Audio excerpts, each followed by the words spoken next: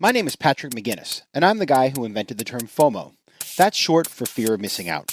Today, FOMO is an epidemic, and it's changing us so much that it sort of feels like we're evolving into a new species. But FOMO doesn't have to take over your life. You can find the power to choose what you actually want and the courage to miss out on the rest. I'll show you how right here on FOMO Sapiens. FOMO. FOMO. Welcome to FOMO Sapiens, the show about finding the power to choose what you actually want in business and in life and the courage to miss out on everything else.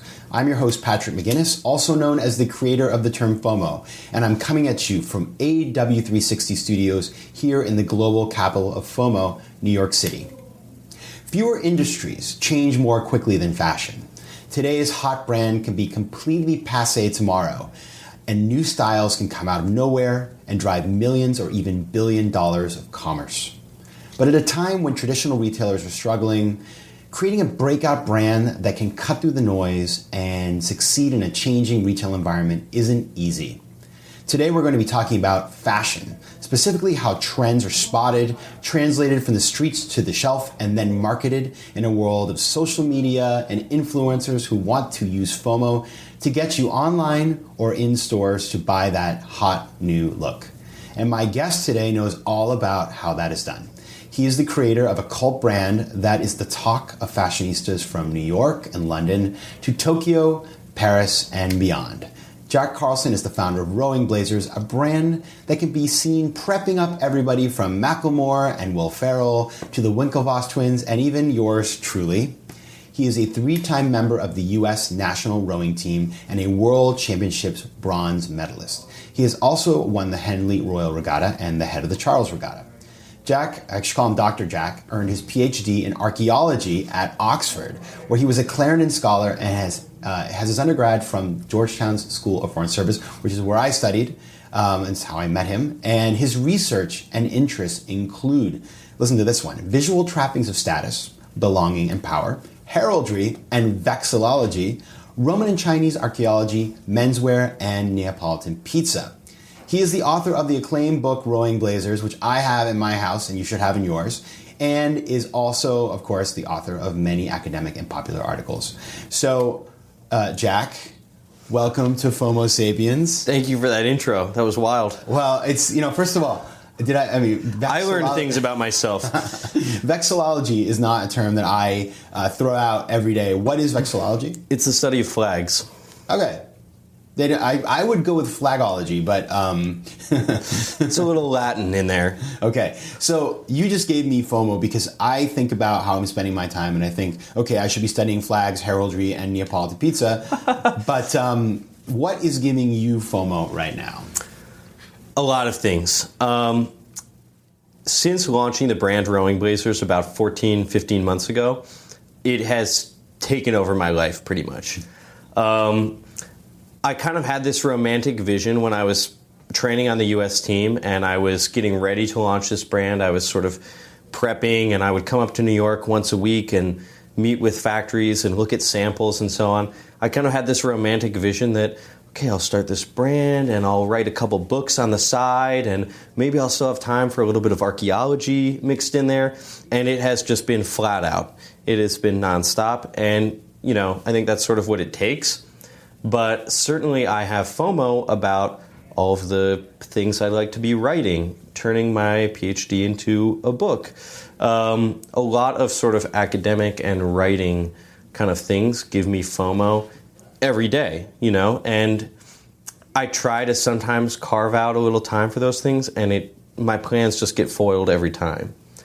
I also have FOMO for sure within the business. We have an email, hello@rowingblazers.com. I should not be putting it out there because it's just overflowing every day with a lot of cool opportunities, with other brands that want to collaborate, opportunities to do pop-ups in other cities, stores, that are interested in carrying our stuff. And it's impossible to never ends to do it all. Right? It never ends. And, I'm a pretty ambitious guy, want to take opportunities when they're presented, but I'm learning, you just can't do it all. Yeah. You have to say no. And lately, that's almost been kind of the mantra, is like saying no to almost everything. Yes. But of course, it gives you FOMO. I get it. I think anybody who's started something or done something, you think back to the times where you didn't have anything going on. And for you, Jack, I remember you called me from a, what was it? What's the burger place? In-N-Out Burger. In-N-Out Burger. Sorry, I'm an East Coaster. In-N-Out Burger in Chula Vista, California. Am I right about that? And you were working out of this In-N-Out Burger on your book and this idea. And that's no glamour in that. Even though, it's a tasty burger, that you look at where you are now with all the things you're doing, we'll be talking about. And so it's easy to want to say yes to everything when you suddenly have tons of opportunity. And I've kind of lived the same thing. You remember the time when you wished somebody would call you. And at the same time, just for self-preservation, you cannot say yes to everybody. You sort of have to make room in your life. Mm-hmm. So before we get going, for those of you who are not familiar with rowing blazers, I'm wearing a rowing blazer here. I don't know the style. Looks great on you, man. The style number, but it is. I love it. I bought one of these from your initial run. But what is a rowing blazer? What is this brand about? What is this heritage about? Why did you do this? Like, break it down for us. Yeah, well, a couple of things. First of all, a lot of people don't realize that in some ways every blazer is a rowing blazer. The blazer comes from the sport of rowing. So nowadays, pretty much everybody, no matter where you're from, what you do, whether you're a guy, girl, no matter what part of the world or the country you live in, pretty much everyone has some kind of a blazer in their closet. Yes. But what people don't realize, for the most part, is that the blazer originated in the sport of rowing, and it was really like a warm-up jacket or a windbreaker, or it was almost like the hoodie of its time. Mm-hmm. Guys would throw it on to jog down to practice in the morning. They would wear it even in the boat while they're warming up if it was a chilly day. And they would sometimes even race wearing the blazer if it was particularly chilly out. So it was originally a very practical piece of sportswear. And guys grew very attached to these jackets. It was almost like, kind of 1950s Letterman's jackets where guys would wear them all the time. It was kind of a status symbol. They were like the big man on campus. And so guys started wearing these blazers to class, to social events, to lunch, to dinner. And it was a very almost like rebellious kind of thing. It was very casual. I mean, Oxford, even today in 2018, there are black tie and even white tie. Oxford University. Oxford University, yeah. And Cambridge University is the same. Yeah. All the time. So wearing a blazer in the mid-19th century was a very rebellious thing. And these jackets would be made in the college or team colors and would have, sometimes they'd have an embroidery on the pocket, or they'd have some kind of Latin motto under the lapel, or the buttons would have, some college heraldry on them. So they were very loud. They were, you were making a statement when you were wearing it. And one of these very brightly colored jackets, which was bright red or blazing red, actually gave us the word blazer. Wow. So originally that word actually just meant these particular bright red jackets for one particular club. And the word gradually sort of came to mean something bigger and bigger. First, all Cambridge rowing jackets. Then it went over to Oxford and to London and Durham, and it meant any kind of rowing jacket. And eventually rugby players wanted to have that kind of jacket too, and cricket players and soccer players. And it grew and grew and grew and came across the Atlantic. And, guys on American college campuses started adopting blazers, some more conservative, some in their college colors as well. And that is the story of the blazer. And I thought, that's a really interesting story. There's a great sort of heritage there. There could be a brand here. Sort of shifting gears a little bit when you ask kind of what is the brand all about? What is Rowing Blazers all about? It's kind of taking that heritage and it's being obsessive about doing things the right way. So like all of our blazers, like your blazer there, it doesn't have a vent. It's not lined in the back. It has a 3-roll 2 silhouette. These are all features of the original blazers. And it's all hand-tailored. It's all hand-tailored here in the U.S. because I like to go to the workshop and work kind of obsessively with the people who are making the garments to make sure they're sewing it the way I want them to do it. So it's really obsessing over authenticity and doing things the right way. not just with blazers, but rugby shirts is another big category for us. So obsessing over, having the right weight of fabric, having the right hand feel, being very true to the originals. Right. But at the same time, it's having a sense of youthfulness and accessibility and relevance. So it's kind of combining some aspects of preppy and some aspects of street into one thing. It's simultaneously very authentic, but also very youthful and accessible. And I think that's really interesting, and it's not easy to do because if you go to, what's your Instagram's Rowing Blazers, right? At Rowing Blazers. So I follow your Instagram. I'm liking all the pictures. And thank you. You're welcome. And you have this combination of, you'll have a picture of some very tall Dutch person who's impossibly blonde wearing the look, and then the next day you'll have somebody from New York City who's completely taking the look in a totally different direction with more of a street look or more of an urban look, and you have this really interesting combination of different types of people who are relating to the brand and celebrities and all kinds of people, and you're big in Japan, and it's really interesting, and you have used social media and influencers in a really interesting way. But at the same time, as you mentioned, authenticity or genuineness is a big part of what you're trying to transmit. You yourself are, I would say, the embodiment of the brand. So how do you use social media and influencers? How do you keep it real with them? What is the way that it integrates into your brand story? Well, I would say, we are kind of cultural omnivores. That's a big part of what the brand is all about. And I think that's something that's happening in the world more generally. It's not as easy to kind of categorize people or their, a person's particular style anymore. You can't just say, oh, this person's preppy, this person's really street, It's like, what do those words even mean anymore? Right. I think some of those barriers are starting to break down, and I'd hope that Rowing Blazers is trying to help that process happen a little bit. We've been very lucky in that we've had a lot of very organic, for lack of a better term, kind of celebrities. Like me? Like you? Yeah, I sold exactly 0.5 blazers if somebody bought it and returned it a week later when they saw me wearing it. They bought it, then they saw you wearing it, then they brought it back. They're like, I don't want to have anything to do with this guy. All right. No, but we've been very lucky to have people like Will Ferrell, Macklemore, Ezra Koenig from Vampire Weekend, Vic Mensa, who's rapper. People from all these different genres organically actually kind of like discovering the brand. I mean, the Macklemore thing that you mentioned happened like a week and a half ago. One of our interns just texted our group thread and was like, hey, have you seen the latest Macklemore video? I think he's wearing one of our rugbies. I looked at it, I was like, that's definitely one of our rugbies. So I'm asking the whole team, I was like, did Macklemore's stylist reach out to anybody? Did we gift him this? Does anybody know like how this came about? And then basically we're like looking in the Shopify backend. We're a very small team still, but we're like, okay, what's Macklemore's real name? Okay, it's Ben Haggerty.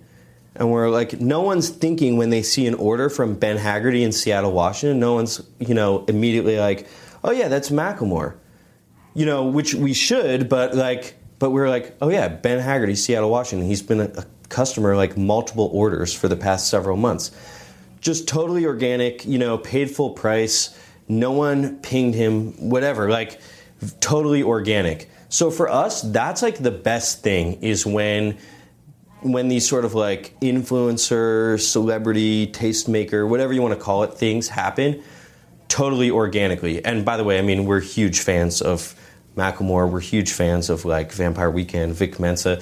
So it's great that it's like, it happens where it's actually sort of like relevant to us. But I think, that comes out of having strong social media presence. Right. What turns me off is when someone is just writing to us and just being like, hey, I'm an influencer. Can I get free stuff? It's kind of like, well, we don't really need that because we have a lot of really cool people who are just organically following us anyway and liking what we're doing. Yeah, that is something that you can't buy, right? You see, I've done some discussions on the show before. We were talking about Firefest, which is this music festival that... It's one of my favorite things ever, Firefest. I mean, it happened shortly either before or after we actually formally launched Rowing Blazers as a brand, and it was at a time when I was, up all night. I mean, I still am, but working 20-hour days or whatever. And Firefest got me through a good week of time, just reading those articles, just literally crying with laughter. I mean, it's mean to say, but it was just such a good story. It's you couldn't write it that good. The problem is if you don't know about Firefest and you start reading about it, 8 hours later when you emerge from your at least Wikipedia hole, it's this story. It's kind of everything that's wrong with influencers. And as an investor in consumer brands myself that do use influencers in a really powerful way, a company like an Ipsy, which has a really, I would say, tells a story in a very genuine way. It's really hard to get the mix of, yes, maybe we've asked you to do this, or you're a quote unquote influencer that does this as a business, vis-a-vis the people who are actually just real people out there who are wearing your stuff and it looks amazing and you can feature them, or you have somebody like Macklemore who just finds this product. But you cannot buy that. You cannot buy that. This is totally, what they call earned media, or it's things you don't pay for. And that it's hard to replicate or plan for, because you could have a situation where, tomorrow Justin Bieber rocks one of your looks. I mean, which I think he could probably do reasonably well. For sure. Then your whole store gets ransacked. You run out of inventory, and you're not able to meet the demand. So there's also kind of that unpredictability of the whole thing. But that is commerce today. And if brands aren't willing to play that game and aren't willing to take those risks, or at least be ready to face those challenges, they're not going to make it into the big leagues, because you're going from cult brand and you're scaling. And this is the kind of stuff that kind of can break you out. Yeah, it's really interesting to think about, because I try to learn a lot of lessons from streetwear, because we're not really a streetwear brand. I mean, we're making rugby shirts, blazers, polo shirts, but we do have that following to some extent. And, I try to pick up a lot of lessons from what they're doing right. I mean, Supreme is one of the most valuable, if not the most valuable, brand in the world in that space. Yes. And, Supreme would never, pay an influencer to wear their stuff. Why would they ever do that? They don't do any, at least that I see, paid digital marketing, And it's at the opposite end of the spectrum, you have a traditional e-commerce brand where their whole strategy for scaling and growing and customer acquisition is all through paid digital marketing. And, it's kind of trying to cherry pick the best practices and lessons from those two different worlds in a way, And I think the customer in general, our customer is pretty smart, is pretty worldly, is pretty switched on, and can smell it from a million miles away if something is not genuine, if something is not real, So that's an important kind of lesson for us. And even though we're doing sort of preppy, staple kind of things, some of those lessons about doing limited edition drops, about it's actually better if someone just really is a customer and really rocks this for real, rather than paying someone to wear this, right, are big lessons for us. And we've seen a lot of value in those. Let me ask you about this limited edition strategy, because you did a project, a collaboration, I think is the correct term, with J. Crew, which was super successful. And very much so. When I saw that, first of all, I was the guy who spent all his money at J. Crew for probably about 5 to 6 years. That was the only place I shopped. And then I never walked into the store again, right? It's a company that had, you think about in the 2008 inauguration, the Obama family, Michelle and Malia and Sasha, all wore J. Crew. And it was big time. It was this big brand, but it almost felt cult, and it felt so contemporary. And they're struggling now due to too much debt, and there's changes in leadership, and Jenna Lyons left, and all these things that have made it's very clear the company is struggling. But you chose to associate yourself with J. Crew, which is a company that probably 20 years ago was the Rowing Blazers of its time. Did you see it? You know what I mean? Like, did you see any risk in doing that, or how did you kind of think about that? Well, it was a conversation that our team had for sure, and figuring out the best way to do it. I really like J. Crew as a company. Like you, I grew up with it. Yeah. And it was, for us, it was a matter of figuring out the right way to work together.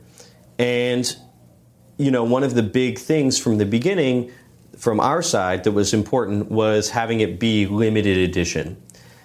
And I think maybe that was maybe sort of puzzling to some of the folks at J. Crew, where it's like, well, why wouldn't you want to sell, you know, tens of thousands of units and be in these different stores?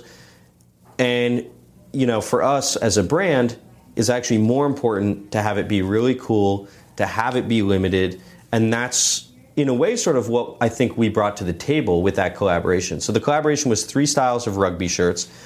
You know, it wasn't like super tiny numbers, you know, but it was not like thousands and thousands of units. But it sold out. The men's, I think, sold out in like a matter of hours. I think the women's sold out in like a day and a half. But for sure, J. Crew was not anticipating that because, you know, we had like a shared marketing plan, and they were like, okay, we're going to do this social media post like a week after it comes out. We'll do another email or whatever like 2 weeks after it comes out. And it was like, guys, it's 2 days later. It's all gone, you know, like, so obviously they're not going to do those Instagram posts. But it was a really cool thing for us to tap into their audience. They have a huge network, you know, for sure, of a captive audience that I think has a large overlap with who our customer is, or who one of our customers is, I should say. And it was cool to take some of those sort of like more street kind of lessons and apply it to this like semi-preppy product. Yeah. So it was a really cool project to work on. But for sure, it was a conversation that we had. I think, you know, since probably the days when both you and I were just spending all our money in J. Crew, you know, the world has changed a little bit too. Like, that was a very preppy time, for lack of a better term.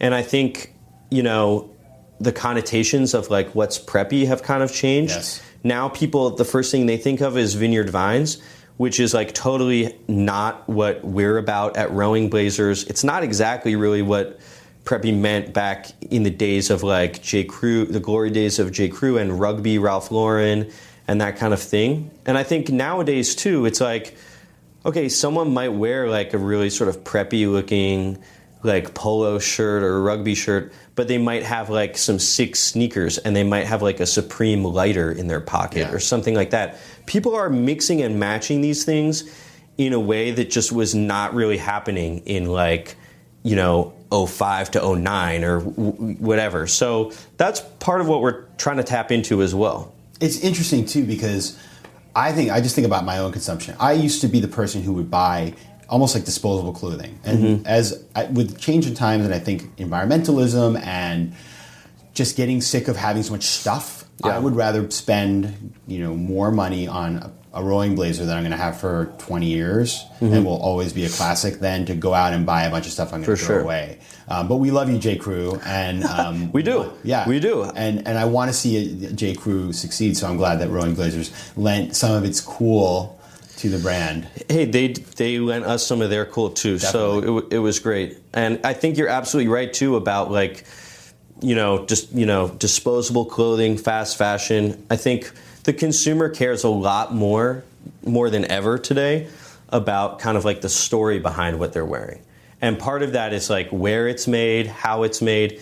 You have brands like Everlane and Noah that kind of pioneered some of that, of like being totally transparent about like, this is where this was made. Here's photos of like it being made. Here's how much water was used in it. You know, all of these, and Patagonia, of course, is big on that as well. That's really important, more important than ever, I think, to the customer. You know, kind of where it's made, the fabric that it's made from. And I think also just like, what's the story behind what you're wearing. I mean, I think in a kind of weird way, and we're working on a couple of other collaborations with more sort of heritage brands, if that makes sense, that are coming out in the next few months. But sometimes those brands don't even necessarily realize like sort of what they're sitting on in terms of the history and the cool stuff they have in their archives. And I think actually like the consumer, sometimes even like the more like streetwear consumer will know some of this vintage product. Like it's actually really cool to wear like a vintage LL Bean or J. Crew or like super old Ralph Lauren or even like J. Press or some of these super like heritage brands.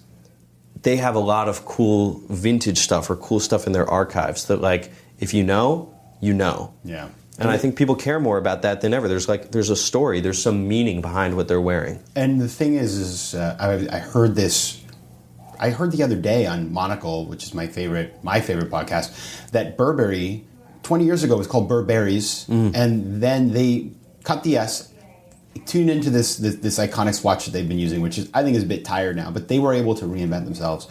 And so all of these brands that maybe what's this Pendleton Wool, things that are classic American iconic brands can be reinvented, and brands like you can help them to do it. One thing, I just want to shift gears here towards another thing you've done with marketing that I think is really interesting is that you've opened up a pop-up shop in Lower Manhattan. I've been to twice or three times. I'm going in tomorrow, and you have created. I recently went to see not Sesame Street, the Mr. Rogers Neighborhood movie. Oh yeah. And when I left, which is great and highly recommended, but when you walk out, they have a display and you can Instagram yourself in front of this, and it's great viral marketing. And the same way that there's this new kind of concept of these museums, the Museum of Ice Cream, or I think it's called the Museum of Color, or something like that, where people go, they have these experiences, but really it's also not just commerce or not just having an experience, but it's also about sharing in these highly attractive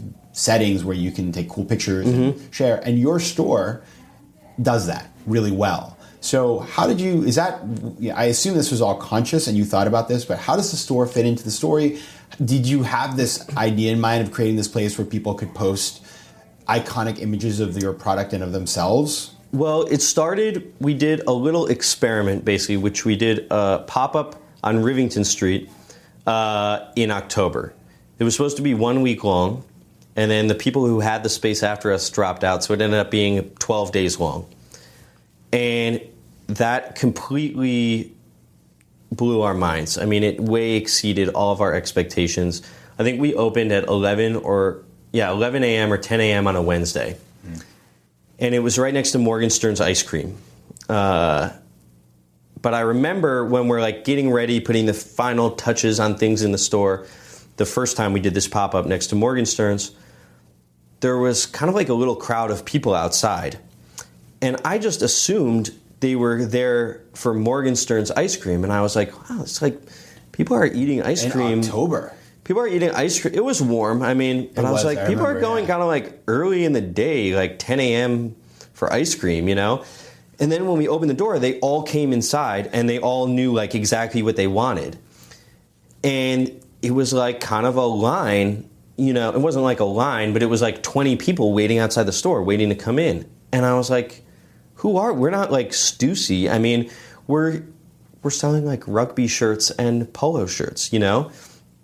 And button-down blue Oxford shirts. But that was a really mind-blowing thing. And it's not like we hyped it up massively. We just have our Instagram and Facebook. And that was a really cool thing, though. And it basically just went from there. That's where we launched rugby shirts at the Rivington Street store. And I remember, actually, as we were putting those final touches, I was like, we've made a lot of rugby shirts. I wonder what the heck we're going to do with all these rugby shirts. And I think, again, like at the end of the second day, we were sold out of all but like one style. And I'm on the phone with the factory being like, how quickly can we get more rugby shirts?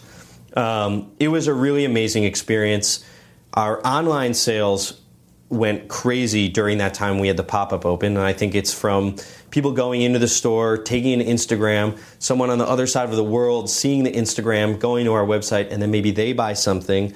You know, it's like word of mouth. It's a little bit like when someone famous or really cool happens to be like a genuine customer, that's, I think, more powerful than like, oh yeah, we paid like this celebrity a bunch of money to, do this shoot with us. It's like more powerful. People know it's real if someone's like, oh yeah, my cousin is there in the store taking like an Instagram video. The store looks really cool. Let me go on the site. It's like that carries more weight with the customer than any kind of like paid, marketing thing. So ever since that 12-day really successful pop-up for us in October, I've been kind of like ear to the ground looking for a cool space to do something a little bit longer term. And this opportunity presented itself on the corner of Grand and Center, so it's kind of between Soho and Little Italy, where a menswear store used to be called Odin. I walked by a million times and thought that nobody walked into, by the way. I mean, I hate to say it, it's a hard spot I think. Like when you opened it there, my thought was like that. These guys will do it because of because people seek them out, but it's not like an obvious position to open a store.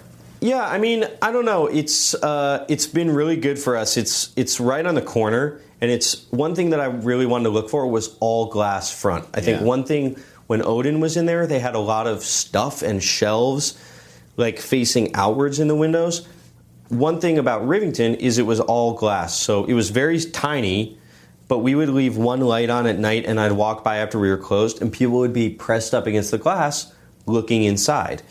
So that was one thing that I was definitely looking for, is I want people to be able to walk by and like look inside, not look at a display in the window, but look and see the world inside and be like, oh, wow, that's cool, that's interesting. I haven't seen a store like that before. So that's one thing that was on my agenda, top of my list. When I went in the space, I was like, there's no way we're going to be able to afford this. I said to my friend, who's the real estate agent, I was like, I'm not even going inside because this is just ridiculous. And he was like, no, I think we can make it work. We closed our office. We moved our office into the back of the store. We closed our warehouse. We now do all our online fulfillment from the store. We have all our inventory in the basement. We figured out ways to make it work, and it's been so good. And it's been the same thing again, where like our online traffic, our online sales actually goes like through the roof when we have the store, which is kind of a crazy thing. But again, it's like it's a billboard. It's experiential, and I think people get the brand so much more too. It's like you can go on our website. We try to do a good job of telling the brand story, of mixing in weird, quirky, vintage things to give a sense of what the brand is all about, but nothing hits home like actually walking into the space and walking into the world. So it's been super successful for us. Something else we've done is having other brands in the space with us, because it's huge, which helps defray, some of the rent, but also it brings in new people. It brings in fans of other brands that are in some ways not like our brand at all. And it's actually great to see how people then sort of come into our world, our customer kind of cross-pollinates with theirs. It's been a really, really cool experience. And we're trying to extend how long we have it because it's been so good. Yeah, and it's a cool space. Like as I said, I've been there before, and it always, when I walk in, the first thing I thought I have is like, I was talking to Jack at a burger shop, a fast food restaurant in Chula Vista, California, a couple years ago, and here he is he's created, I mean, it really is sort of like if I took Jack Carlson and sort of like turned him into like a store. It's like visiting with Jack's world. So we try to have a lot of cool artifacts and weird, unexpected things on the walls. Sexology and heraldry. We have some flags in there. I mean, we have like vintage foosball tables. Yeah. We have like ping pong table. It's a real kind of clubhouse vibe. But again, it's kind of taking our idea of like, it's sort of preppy, but in a cooler, more youthful, more accessible way. It's like we call it the clubhouse, but it's a clubhouse anyone can walk into and hopefully feel at home and find something that they're into, if that kind of makes sense. It does, completely. And I think if you live in New York City or in the area, or you're coming through, at the end we'll get the information, but I highly recommend people to check it out. Appreciate it. Now, just to sum things up here, this is the show about finding the power to choose what you actually want and the courage to miss out on the rest. And what I think is really inspiring about your story is, I mean, from the outside, it looks so obvious. It's like, okay, of course Jack is doing this. But I'm sure there were times when you had no idea that you were going to do it. You were studying archaeology, for Pete's sake. And, maybe you'll do that again later at some point. But what is your advice to people who are, and I think you're good at a lot of things. You're an interesting guy. You have lots of different interests. You could, due to FOMO, basically be completely unfocused and do a million different things. But you have been able to choose a path that is, I think, both rewarding sort of spiritually and intellectually, but also financially, and has tremendous upside for you. How do you choose that thing and leave everything else to the side? What's the secret? It's really hard. I started, though, as in some ways as a 10% entrepreneur. Plug for Patrick McGinnis' book, everybody. Which is what? Which is the 10% entrepreneur. Starting on the side, starting a business part-time. How did I start? Yeah, so I started really, I was doing a PhD at Oxford, and I probably spent 10% of my time working on this crazy book project that was called Rowing Blazers. I had really, in some ways, no idea what I was doing, but it really was like about 10% of my time I gave to that. The book came out. The book did very well. It was never my main focus. Shortly after the book came out, I basically, which I had been doing also a little bit on the side, I was a member of the U.S. national rowing team. I started doing that full time in 2015, and my 10% sort of changed, and it was working on kind of taking the concept from the book and turning it into a brand, turning it into the brand that's now Rowing Blazers. And you're exactly right. I mean, we would train in the Olympic Training Center in Chula Vista, in just south of San Diego, near the Mexican border. And when I, had downtime, I would go to the In-N-Out Burger in Chula Vista. It would be me, and it would be Border Patrol agents in there. No one else really from the U.S. team went there, probably for obvious reasons. But I was the coxswain, so as long as I was that weight, I could eat whatever I wanted. But that was like my makeshift office, and for like an hour here or an hour there during the week, I would work on the concept for this brand. What products do we want to start with? What's the strategy? E-commerce, wholesale, brick and mortar. And I would like gradually figure that out, literally from an In-N-Out Burger in Chula Vista. We trained in the warmer months in Princeton, New Jersey. I would come up on Wednesday afternoons from New York City, which we trained 7 days a week. So it was like literally I couldn't come up for a day. I could come up for like a few hours on a Wednesday afternoon, and I would look at our latest samples. I'd look at like buttons. I'd look at all that. And it was like a 10% project. And when eventually it sort of had enough momentum, and when some of the other things that I had going on, like training on the national team, started to not be as, kind of as much of a focus anymore. It was like, okay, it's time to kind of strike when the iron's hot. Let's change gears. My girlfriend and I moved to New York City. Again, we had no idea sort of what we were really getting ourselves into to a large extent, but we both felt that it was time, and it was time to take it from like 10% to 100%. And it's been 100%, now for about 2 years, right? Like I moved here about 2 years ago. The brand actually launched publicly, or the website launched, to the world about 15 months ago. So it's been a crazy adventure, but it's like it started as 10%, and after a while of it being kind of 10% of my time and attention and energy, when it started to look like, okay, we can actually make this into something, that's when it was like, okay, let's make this 100%. Yeah. Makes tons of sense. Okay, that's good advice. Obviously, I believe it. Exactly.